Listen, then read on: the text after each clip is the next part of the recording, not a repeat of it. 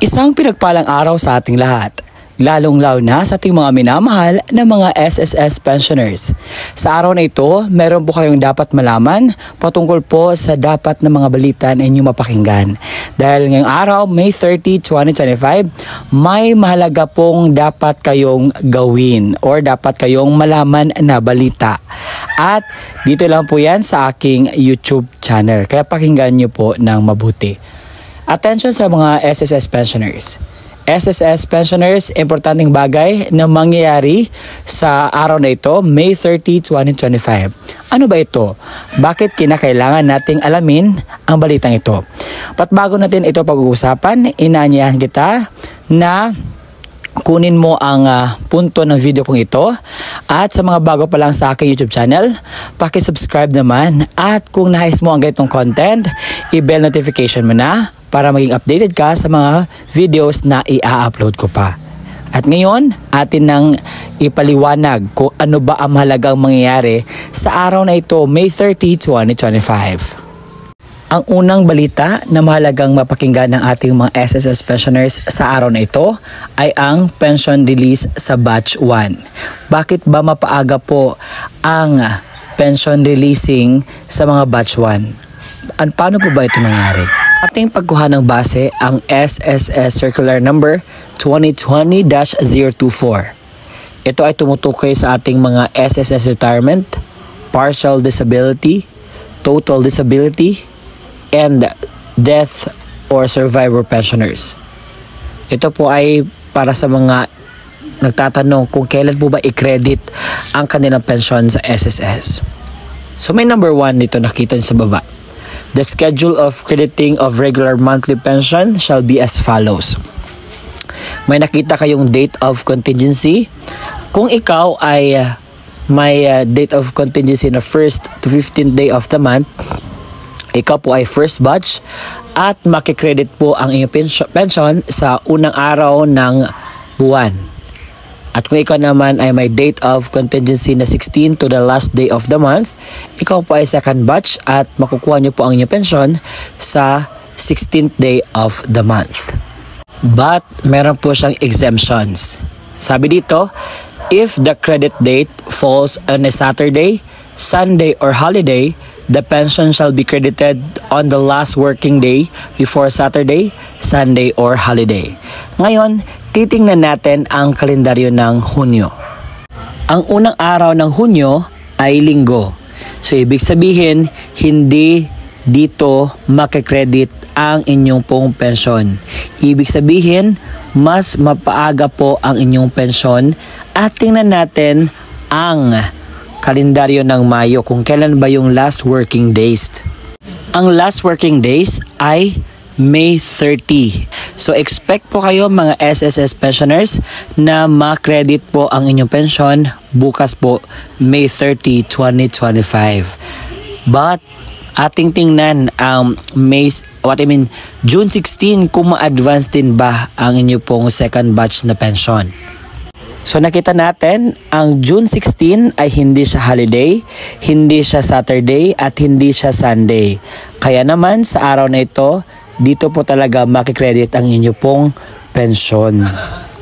At sa mga nagtatanong kung meron na bang second tranche 1K pension increase sa mga SSS pensioners, ang sagot po ay wala po.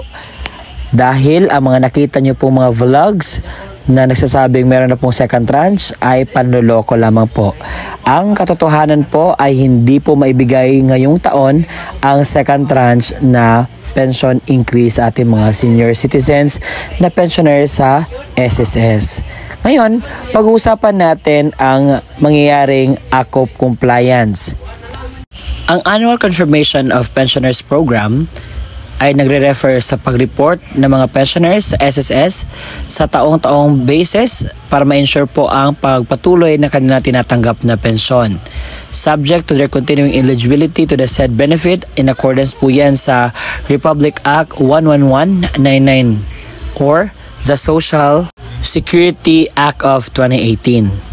So ito po yung mga tao or mga senior citizens na dapat magpa-ACOP sa SSS. Una, mga retirement pensioners residing in the Philippines who are 8 years old and above starting March 2024. B. Retirement pensioners residing abroad. C. Total disability pensioners. D. Death or survivor pensioners. And E. Dependent guardianship dependent children under guardianship.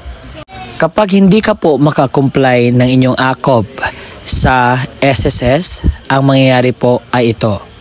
Failure to comply with AKOP on the right schedule will result in the suspension of the monthly pension. It will be automatically suspended 1 month after the month of birth of the pensioners or the deceased member. Automatic cancellation of the pensioners after 2 years from the month of suspension. Ito po yung example. Ito po yung post ni SSS na dapat na gawin ng ating mga senior citizens. Mga SSS pensioners, nakapag-akop na ba kayo? Or Annual Confirmation of Pensioners Program. Kung ikaw ay isang pensioners or survivor ng namatay na miyembro na ipinanganak sa buwan ng Mayo, may panahon ka pa para mag-comply ng iyong akop bago matapos ang buwan na ito. Paalala, ang mga retirement pensioners, death or survivor pensioners ay kailangan ding mag-submit ng 2 magkaibang AKOP pensioners reply form. Kaya naman, nasabi ko na kanina, kung hindi mo ito magagawa, ang mangyayari, mapuputol po ang iyong tinatanggap na pensyon and wala ka na pong tatanggapin at mababalik pa, kagaya ng sinabi ko kanina, sa buwan kung kailan ka po ba makapag-comply. So, kinakailangan talaga na mag-comply po tayo para tuloy-tuloy po ang ating pagtanggap ng pensyon.